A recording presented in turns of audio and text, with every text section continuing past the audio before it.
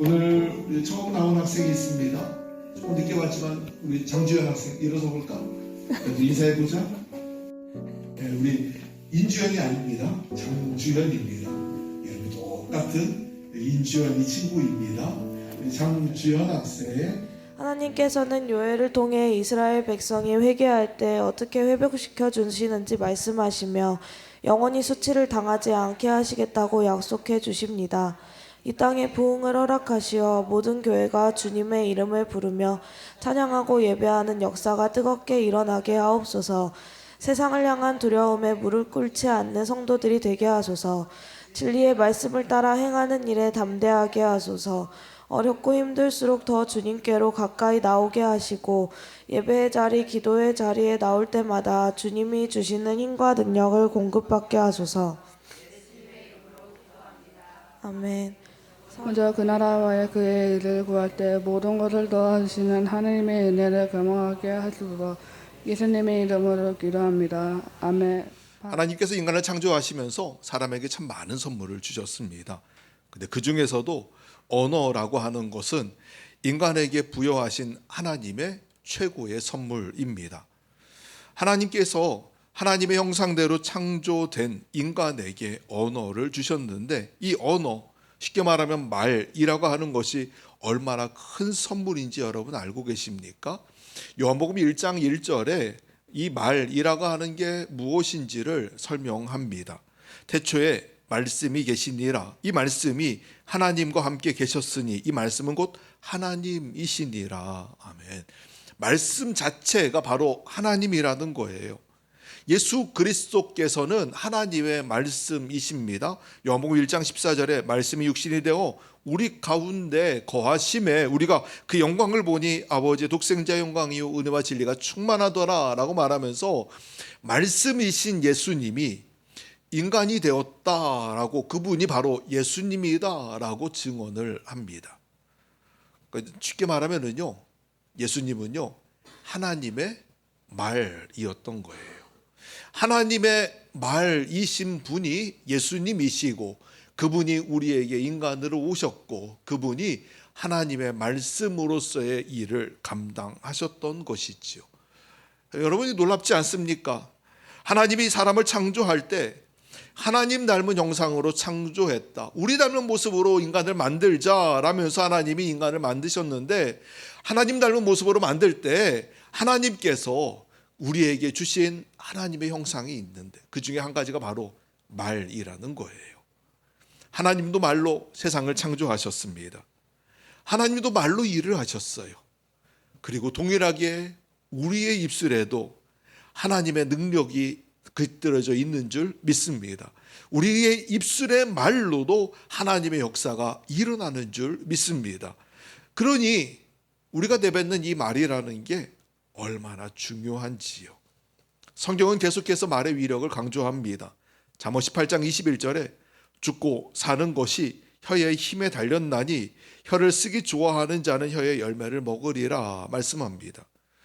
야고보서 3장 6절 말씀 보시면 혀는 곧 불이요 불의의 세계라. 혀는 우리 지체 중에서 온 몸을 더럽히고 삶의 수레바퀴를 불사르나니 그 사르는 것이 지옥불에서 나느니라 라고 말씀합니다. 우리 몸의 모든 부분을 더럽힐 뿐만 아니라 우리의 삶의 수레바퀴를 불사른답니다. 뭐가요? 우리의 입에서에 나오는 이 혀의 말이요. 우리의 말이 우리의 삶을 지옥불처럼 완전히 불태워버릴 수 있다는 거예요. 여러분, 말을 가볍게 여기면 안 됩니다. 얼마나 말이요 힘이 있는지 몰라요. 말 때문에 행복하기도 하고 또 말 때문에 싸움이 일어나기도 하고요. 말로 폭력이 나는 것만이 아니라 살인도 나고 때로는 나라가 나라와 전쟁을 일으키기도 합니다. 뭐 때문에요? 말 때문에요. 말은 위험한 흉기 이상이 될 때가 얼마나 많은지 몰라요.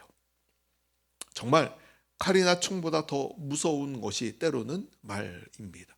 현대사회는요, 과거에는 말을 하면 그 말이 그냥 그 상태로 기록되지 않고 없어지니까 말이 없어졌다 생각할 수 있지만 현대사회는 이게 다 남는 사회가 되었어요. 정보가 다 남는 사회가 됐습니다.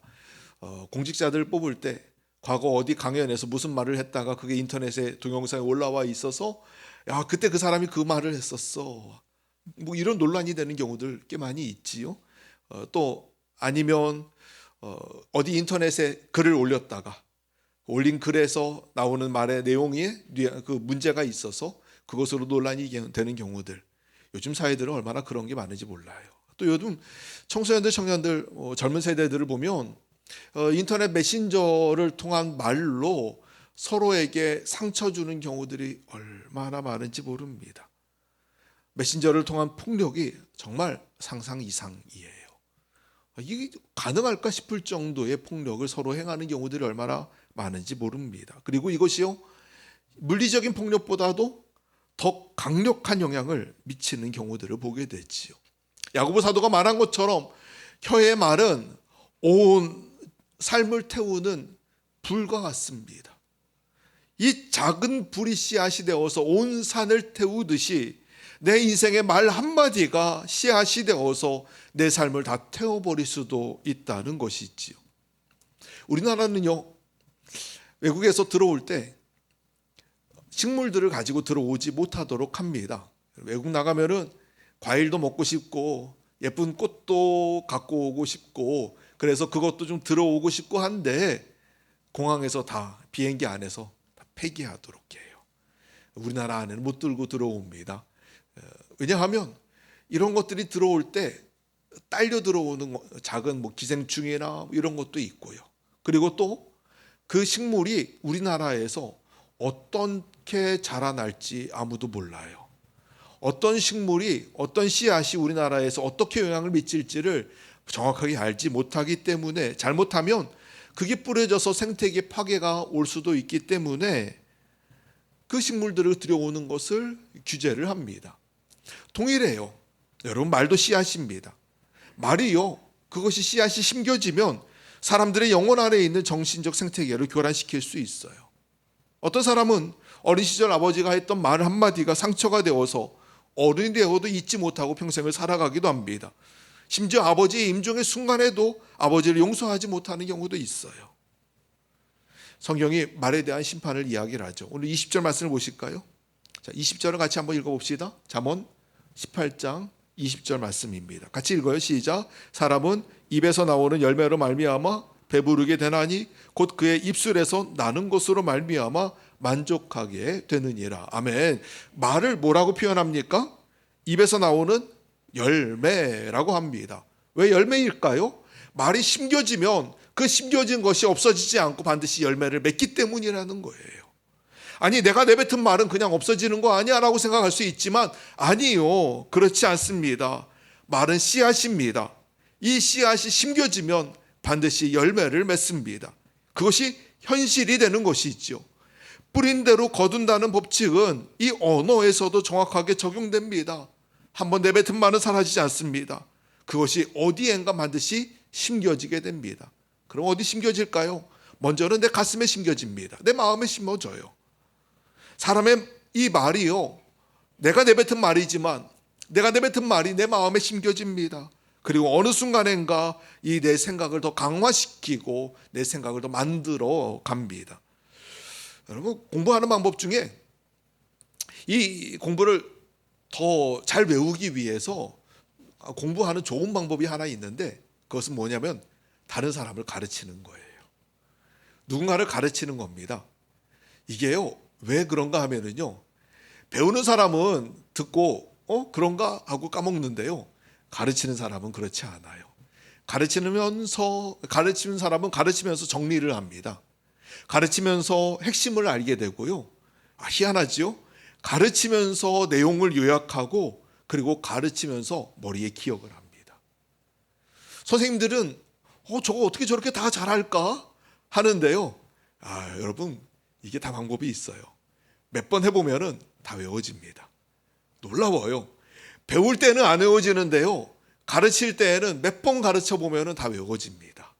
그러니 선생님들은 자, 몇 쪽 펴봐, 책 보지도 않고 얘기하시는 이유가 다 거기에 있는 거예요. 근데 똑같아요. 말이라는 것도 똑같습니다. 말은요, 내가 내뱉기 시작하면 그것이 내 마음에 심겨지면서 어떻게 하는가 하면 내 생각을 강화시킵니다. 내가 말을 하면서 생각이 정리되어요. 그리고 말을 하면서 내가 결론을 내립니다. 그리고 결론 내리면서 내 생각을 굳게 만들고요. 그리고 생각이 굳어지면 또 굳어진 생각에서 말이 나옵니다. 이게 순환되는 거예요. 결국 말을 내뱉으면 뱉을수록 생각이 강화되어지고 굳어지는 결과를 가져오게 되어요. 따라서 여러분이 뱉은 말이 여러분의 생각이 된다는 걸 기억하셔야 돼요. 그냥 무의식적으로 내뱉었다고요? 아니에요. 결국 그 생각이 여러분 마음 가운데 자리 잡고 있고요. 입으로 뱉으면 뱉을수록 그 생각이 더 굳어지게 될 거라는 걸 아셔야 됩니다. 두 번째는 다른 사람에게 그 생각이, 말이 씨앗이 심겨지게 됩니다. 그리고 다른 사람과의 관계 안에서 열매를 맺게 되지요. 여러분이 다른 사람에게 내뱉은 말들은 결국은 관계의 열매로 돌아오게 됩니다. 나에게 돌아오는 말들은 전부 다 내가 뿌린 씨앗이라고 보면 됩니다. 축복의 말이나 칭찬의 말들을 여러분이 들었다면 괜히 들은 게 아니에요. 여러분이 축복의 말을 했기에 그 사람에게서 축복의 열매를 받는 거고요. 칭찬의 말을 해줬기에 칭찬의 말을 다시 듣게 되는 거예요. 혹시 여러분이 누군가로부터 미움의 말을 들었습니까? 저주의 말을 들었습니까? 제가 이상한 거야 라고 하지 마십시오. 내가 뿌린 말의 씨앗이 열매가 되어서 그 사람을 통해 나에게 돌아오는 겁니다. 결국은 오늘 내가 그 말을 듣는다면 그 사람에게 문제가 있다고 생각하기보다 먼저 나의 입술의 말을 점검해야 되는 것이지요. 마태복음 7장에 보면 비판을 받지 아니하려거든 비판하지 말라. 너희가 비판하는 그 비판으로 너희가 비판을 받을 것이요 너희가 헤아리는 그 헤아림으로 너희가 헤아림을 받을 것이니라 라고 말씀합니다. 이게 무슨 말인가 하면은요, 비판하면 비판을 받게 된대요. 아니, 내가 비판하는 말을 뱉었기에 그 사람으로부터 비판의 말을 돌려받는다는 겁니다. 누가복음 6장에도 주라 그리하면 너희에게 줄 것이니 곧 후이되고 누르고 흔들어 넘치도록 하여 너희에게 안겨주리라. 너희가 헤아리는 그 헤아림으로 너희도 헤아림을 도로 받을 것이니라. 이 말씀처럼 되로 주고 말로 받을 수도 있습니다. 마태복음 7장 12절에 그러므로 무엇이든지 너희가 남에게 대접을 받고자 하는 대로 너희도 남을 대접하라. 이것이 율법이요 선지자니라. 아멘. 인간은 참 자기중심적이에요. 받고 싶어하는 게 사람이 있지요. 그럼 어떻게 하면 받을 수 있을까로 고민합니다. 그런데 예수님이 참 놀라운 말씀을 하세요. 너희가 받고 싶어? 그럼 먼저 주어 라고 얘기하세요. 근데 여러분, 이게 황금률인데요, 구약의 황금률은 조금 다릅니다. 구약의 황금률은 니네가 받았어? 그럼 돌려줘 라는 게 구약의 황금률이에요. 쉽게 말하면 너가 한 대 맞았니? 그럼 너도 한 대 때려. 네가 눈이 뽑혔니? 그럼 너도 가서 눈 뽑아. 이게 황금률이죠. 받은 만큼 돌려주어라가 구약의 황금률인데, 예수님 말씀하시는 황금률은 순서가 다릅니다. 뭔가 하면 네가 먼저 줘. 그러면 받을 거야 예요. 네가 준 만큼 받게 될 거라고 주님 말씀하세요. 예수님의 이 삶은 이타적 삶을 살라는 겁니다. 내가 좋은 것을 주었나요? 그럼 좋은 걸 받을 거예요. 내가 나쁜 걸 주었나요? 그럼 나쁜 걸 돌려받게 될 겁니다. 안타깝지만 여러분이 지금 돌려받고 있는 건 내가 뿌린 씨앗의 열매라는 걸 기억하셔야 하지요. 그러니 내가 누군가로부터 좋은 말을 듣고 있지 않았다면, 내가 누군가로부터 나쁜 말을 들었다면 그 사람을 너무 신경 쓰지 마시고 내 입술을 먼저 점검하십시오. 내 입술이 지금 축복의 말을 심고 있는지, 내 입의 말이 믿음의 말을 심고 있는지, 내 말이 사랑의 말을 심고 있는지, 아니면 내가 지금 내 입술로 저주를 심고 있고 미움을 심고 있고 원망을 심고 있었던 것은 아닌지 우리의 말을 한번 점검할 필요가 있습니다.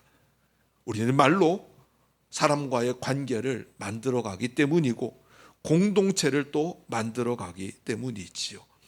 사랑하는 여러분, 결국 말이 우리의 삶이 될 겁니다. 말은 우리의 성공과 실패를 좌우합니다. 입에서 말로 표현되는 것은 거기에는 힘이 있습니다. 축복된 삶을 살고 싶으십니까? 그러면 바라긴 여러분이 축복의 언어를 사용하시기를 바랍니다. 언어에서부터 시작됩니다. 말이 습관입니다. 여러분 말에 익혀 있는 말에 익어 있는 말투와 억양과 단어와 용어들이 있어요. 오랜 시간 동안 나도 모르게 익숙해져 있는 것들입니다. 근데 여러분이 그것이 결국은 내 습관이고 그것을 내가 가지고 그대로 살 것이 아니라 이 습관을 바꾸어 살아가야 된다는 걸 기억하셔야 해요. 이스라엘 백성들이요, 출애굽을 했습니다. 광야에 도착을 했어요. 근데 광야에서 그들이 살아가면서 하나님과 모세를 향하여 내뱉은 말들은 죄다 원망과 불평의 말이에요. 아니 왜 그렇게 원망하고 불평할까 생각해 보면 그게 그들의 습관이에요. 왜 그런가 하면 노예 생활을 했잖아요. 애굽에서 430년간 살아가면서 그들이 노예 생활을 했습니다. 근데 노예로 살면서 여러분 감사할 게 뭐 있습니까?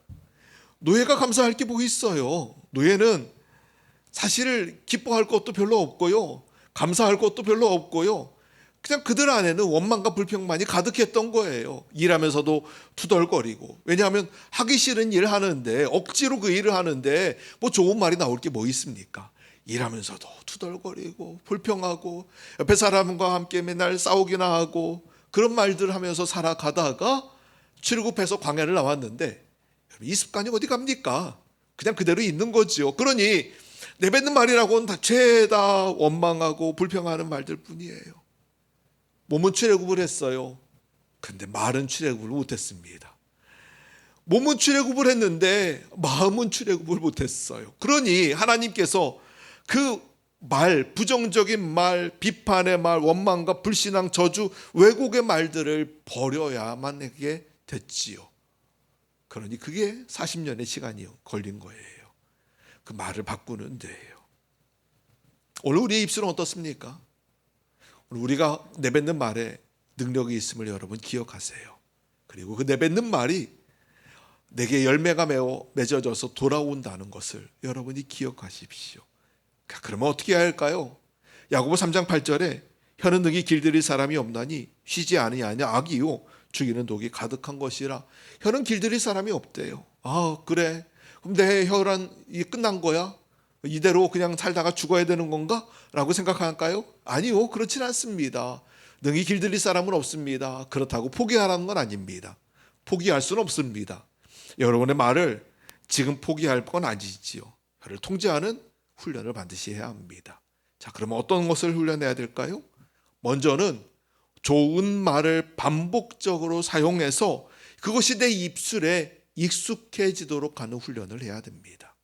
첫 번째는요, 여러분의 말에 좋은 말을 의식적으로 반복하여 내뱉어서 그것이 내 입술에 붙게 해야 돼요. 내 입술에 익숙하게 되어야 합니다. 그래서 이것이 자연스럽게 흘러나오도록 해야 하지요. 특별히 여러분의 말이 내뱉는 말들은 열매가 된다는 걸 기억하십시오. 여러분이 뱉는 말들이 혹시 저주의 말이었다고 한다면, 그것이 여러분의 말에 익숙하게 되어 있다고 한다면, 내가 이 습관을 바꿔야 되는구나라고 생각하셔야 됩니다. 말대로 된다는 거 여러분 아십니까? 특별히 가수들이 하는 얘기가 있어요. 부른 노래대로 된대요. 여러분 그 얘기 들어보셨지요? 내가 부른 노래의 가사대로 내 인생이 되더라. 이런 얘기들을 참 많이 들어보셨을 거예요. 배우들도요, 어떠한 배역에 몰입하게 되면 자기의 삶이 거기에 완전히 동화되어 버려서 후유증에 시달리는 경우들이 꽤 많다고 합니다. 그러니 자기가 배역에 몰입하더라도 말대로 되지 않게 하려고 참 노력들을 많이 한다 그래요. 오늘 여러분은 어떻습니까? 여러분의 말을 내뱉을 때 뭘 여러분 신경 쓰면서 혹시 말을 내뱉고 계십니까? 내가 이렇게 말해도 되는 건가? 라고 하는 생각이 여러분 안에 혹시 들고 있나요? 그럼에도 불구하고 말을 바꾸려는 습관의 그 변화를 바꾸려는 노력은 하지 않고 있는 건 아닌지요. 오늘 여러분의 말을 바꾸십시오. 무엇으로 바꿀까요? 여러분의 입술에 무엇보다 찬양을 먼저 채워보십시오. 말보단 노래에 능력이 있습니다. 말보다는 노래가 효과적이에요. 그러니 여러분의 말에 찬양을 가득하게 채우셔서 찬양을 고백함으로, 찬양으로 믿음을 선포하시고 그 찬양의 말이 여러분의 가득하게 있도록 바꿔 보십시오. 두 번째는 말씀을 묵상해 보십시오.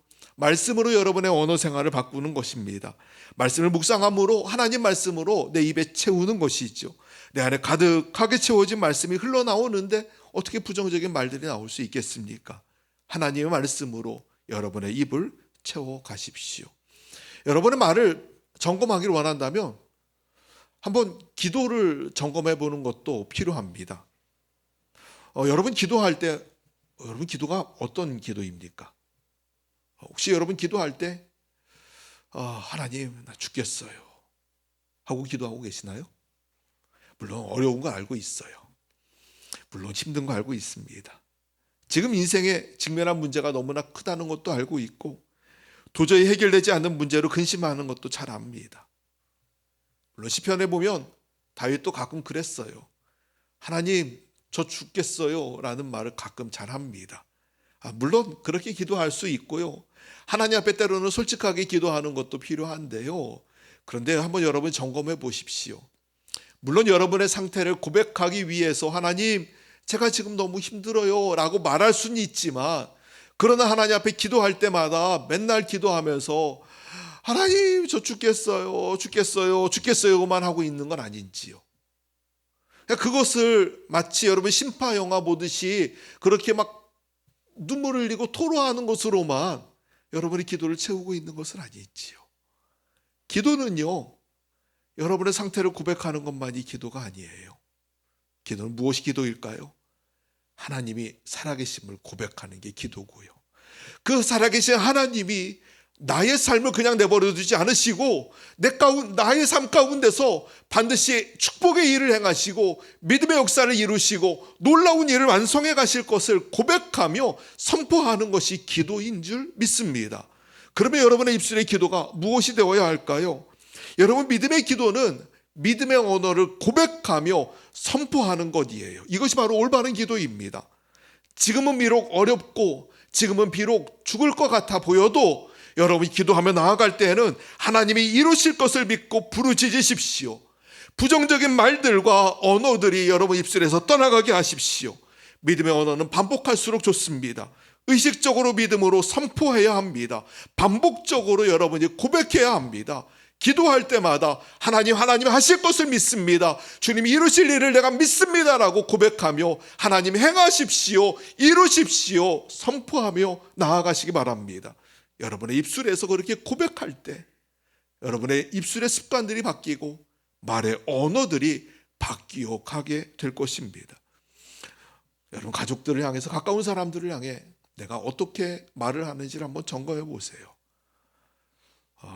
자녀들을 보면서도 야 너는 정말 특별해. 야, 넌 잘할 수 있어. 내가 너를 얼마나 사랑하는지 아니. 야 너 정말 잘하는 것 같아. 갈수록 더 잘하는 것 같아. 너 하나님이 얼마나 너를 사랑하시는데 너 잘 될 거야. 잘 될 거야 라고 얘기하셨나요? 아니면 야 너 안 되겠다. 네가 뭐 하겠냐. 너 할 줄 아는 것도 없고 너 이래서 아무것도 안 돼 라면서 혹시 부정적인 말을 하셨나요? 말에서 엄청난 차이가 이루어진다는 거 알고 계십니까? 여러분의 말은 습관이에요. 좋은 언어가 혀끝에 단련되도록 반복적으로 사용하시고 훈련하십시오. 훈련으로 변화가 가능합니다. 물론 당장 되지는 않을 수 있어요. 그러나 훈련하셔야 됩니다. 영성도 습관이에요. 그리고 훈련입니다. 언어를 바꾸는 훈련도 영성 훈련이에요. 혀를 다스리는 것은 지성이 아닙니다. 머리로 되는 게 아니고 마음으로 되는 거예요. 그러니 여러분이 믿음으로 결단하시고 하나님 내 입술의 말을 바꿔주십시오 기도하면서 하나님 안에서 입술의 말들을 바꿔가시기를 간절히 축복합니다. 두 번째는 여러분이 말의 훈련을 할 때에는 사실은 듣는 훈련도 같이 해야 합니다. 남의 이야기를 들으려고 하지 않는 사람이 있어요. 말을 하려만 하지 듣지 않으려는 사람이 있죠. 근데 이런 사람과는 사실 대화하는 게 참 어렵습니다. 사람이 귀가 둘이고 입이 하나인 이유가 있대요. 탈무드에서 하는 말이 말은 한 번만 하고 듣는 거 두 번 들어야 된다라는 의미로 입이 하나고 귀가 두 개랍니다. 참 지혜로운 말이죠. 주변에 다른 사람이 많은 그 사람의 특징들이 있죠. 공통점들이 좀 있습니다. 물론 주변에 사람들이 막 따를 때에는 몇 가지 특징들이 있어요. 재밌는 사람, 막 즐거운 사람, 같이 있으면 재밌게 노는 사람도 있지만 또 잘 퍼주고 쏘는 사람들, 이런 사람들, 같이 있으면 뭔가 얻어먹기 좋은 사람들에게도 따르는 사람들이 있어요. 그런데요, 참 좋은 사람은 어떤 사람인가 하면 잘 이야기를 들어주는 사람도 그런 사람이 진실된 사람들이 따릅니다. 말을 하기만 하는 사람이 아니라 말을 잘 들어주는 사람, 그 사람에게 정말 주변에 많은 좋은 사람들이 따르는 걸 볼 때가 있어요. 근데 만약에 반대로 주변에 사람이 없다면, 나 혼자밖에 없다면 혹시 나는 말을 하기만 하고 듣지는 않는 사람은 아닐까 하고 점검해 보실 필요가 있습니다. 여러분, 오늘 본문에 잠언 18장 13절 말씀 한번 찾아보실까요? 바로 앞에 있으니까 13절 말씀을 같이 한번 읽어봅시다. 잠언 18장 13절입니다. 13절 말씀 찾으셨으면 한 목소리 읽습니다. 13절 시작. 사연을 듣기 전에 대답하는 자는 미련하여 욕을 당하느니라. 아멘. 사연을 듣기 전에 대답한대요. 이게 무슨 말인가 하면 상대방이 말하는데 말 다 하지도 않았는데 막 자기 말부터 하는 거예요. 어떤 사람이 이렇게 할까요? 말하기를 좋아하는 사람.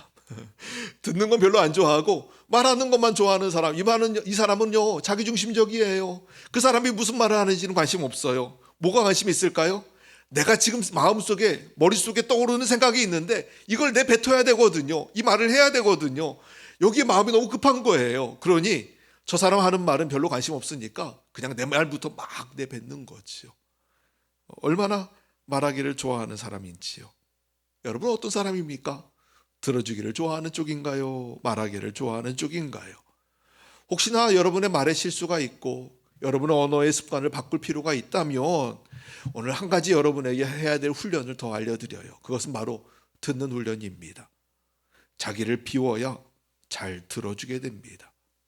말을 많이 한다고 비난받는 경우는 있어요. 쟤는 말 너무 많아 하는 경우는 있어도요, 말을 잘 들어준다고 비난받지는 않습니다. 그렇잖아요. 쟤는 말 너무 잘 들어줘 라고 사람들이 손가락질하고 욕합니까? 그 말은 칭찬의 말이지요. 쟤는 말 정말 잘 들어줘 라고 칭찬을 하지, 말 많이 한다고 욕먹어도 말 들어준다고 욕먹지는 않아요. 오늘 내가 하고 싶은 말이 있더라도 다시 한번 들어주는 훈련을 해보십시오.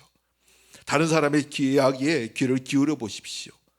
그것이 그 자체가 치유와 회복을 일으킨다는 걸 알고 계십니까? 신앙생활도 동일합니다. 여러분, 기도도 마찬가지고요. 신앙생활은 듣는 훈련이에요. 신앙생활은 듣는 것부터 시작됩니다. 하나님 말씀을 들어야 하고요. 믿음은 들음에서 난다라고 말씀하잖아요. 우리는 듣는 존재입니다. 믿음 생활 잘하는 사람은 잘 듣는 사람이고요. 공동체를 세워가는 사람도 잘 듣는 사람이에요. 우리 여러분에게 말의 두 번째 훈련은 바로 듣는 훈련이라는 걸 기억하시고, 내가 말을 내뱉기만 했는가? 내가 혹시 말을 듣지는 않았던 건 아닌가? 라고 점검해 보시기를 바랍니다. 세 번째는 침묵하는 것도 필요합니다. 잠언 13장 3절에 입술을 지키는 자는 자기의 생명을 보전하나 입술을 크게 벌리는 자에게는 멸망이 오느니라 말씀합니다. 10장 19절에 말이 많으면 허물을 면하기 어려우나 그 입술을 제어하는 자는 지혜가 있느니라 말하지요. 신앙생활 할 때에도, 아니 우리 일상에도 때로는 침묵이 필요합니다. 특별히 하나님 앞에서도 침묵이 필요합니다. 근데 감정을 말로 쏟아내는 걸 멈추시고요, 내 안에서 하나님 말씀이 차고 넘치도록, 하나님 말씀이 들려지도록 한번 침묵해 보십시오. 요단강을 건넌 이스라엘 백성들이 여리고성에 도착을 했습니다. 이스라엘 백성들이 하나님이 명령하신 대로 여리고성 점령 작전을 시작해요. 근데 그게 어떤 건가 하면 하루에 한 바퀴 성을 돌고 오는 거예요. 이스라엘 백성들이 아침에 일찍이 일어나서요, 전열을 갖추고 서서 하나님 명령하신 대로 여리고성을 한 바퀴 이렇게 돌고 다시 자기들의 진지로 돌아옵니다. 그렇게 6일 동안 한 바퀴씩 돌고요. 7일째 되는 날은 그 성을 7바퀴를 돌았습니다. 자, 하나님이 이 일을 하라고 명령하실 때 또 한 가지 주신 명령이 있습니다. 그것은 무엇인가 하면 절대로 말을 하지 말라는 거예요. 완전히 침묵하라. 하나님이 주신 원칙입니다. 왜 이런 명령을 내렸을까요? 아니, 여러분 생각해 보세요. 지금 우리가 이 성을 가나안 땅에 들어가서 첫 번째 전쟁을 해야 되는 거예요. 얼마나 중요한 전쟁인지 아십니까? 이 전쟁을 이겨야만 사기도 살아나고요. 앞으로 전쟁을 어떻게 치를지도 그들이 알게 되어요. 그러니 얼마나 중요한 전쟁인지 몰라요. 자, 첫째 날 한 바퀴를 돕니다. 아, 하나님이 우리에게 이 성과 전쟁하라고 하시는구나. 정탐하라고 하시는구나. 그러면 어떻게 해야 될까요? 정탐하는 사람들은 여기가 약점이고 저기가 굉장히 강화되어 있으니까 저기는 잘 피해야 되고 어떻게 쳐야 되고 이런 것들을 막 상의하면서 돌아야 되지 않을까요? 전쟁을 치른다면 그렇게 하는 게 맞을 거예요. 그리고 전쟁을 치르면서 성을 한 바퀴 돌 때 어디를 공략할까? 부터 시작해서 누가 어디로 갈까?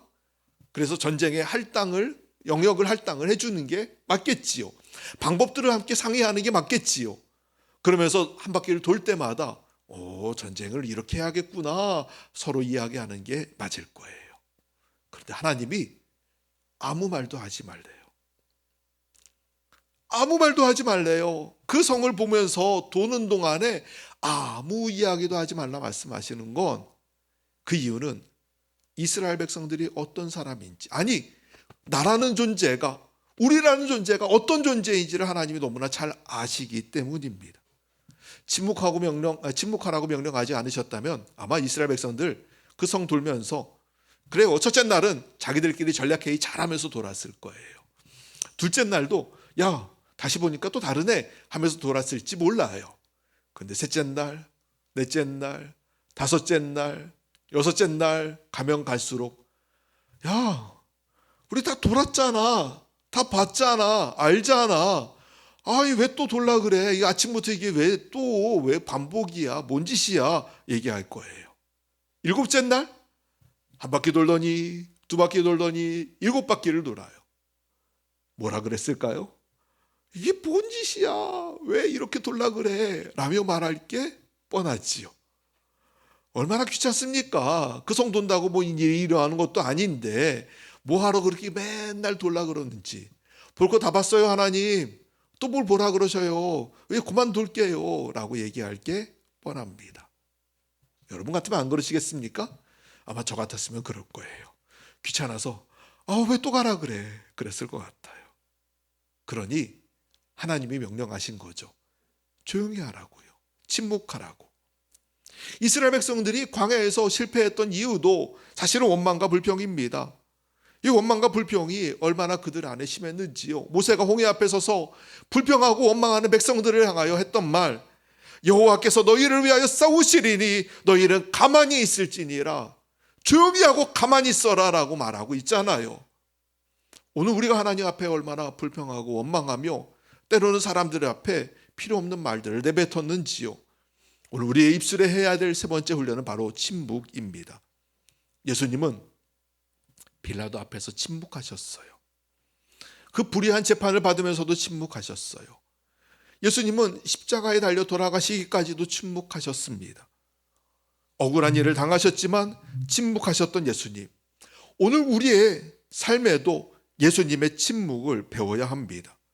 우리의 인생에 중요한 일을 겪을 때마다 조심할 것은 바로 나의 말입니다. 나의 말로 하나님께 쓰임받을 수도 있고 나의 말로 이를 그르치게 할 수도 있기 때문입니다. 사랑하는 여러분, 오늘 우리의 말을 제어해야 합니다. 그래야만 미련한 삶에서 벗어날 수 있게 됐지요.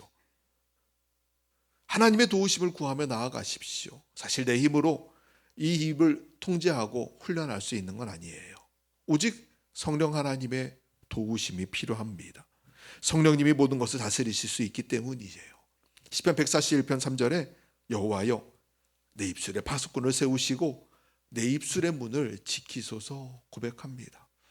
사실은 내 힘으로 다 되지는 않습니다. 성령님이 도우셔야만 합니다. 그러니 여러분이 기도할 때 하나님, 지금 내가 심고 있는 이 저주의 말들, 원망과 불평의 말들을 내 입술에서 없애기를 원합니다. 성령님 도우시고 다스려 주십시오라고 기도하며 주의 도우심을 구하고 나아가는 여러분 되시기를 바랍니다. 강림절이 시작됐습니다.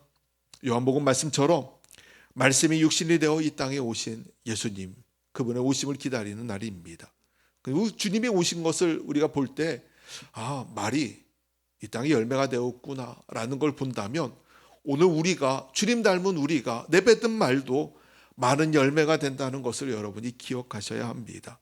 하나님의 말씀이 현실이 되었음을 보면서 우리의 말도 우리의 삶의 구체화되는 힘이 있음을 깨달으시고, 그 어떤 것보다 바라긴 여러분에게 이 믿음의 말을 선포하는 입술이 되기를 주의 이름으로 축복합니다.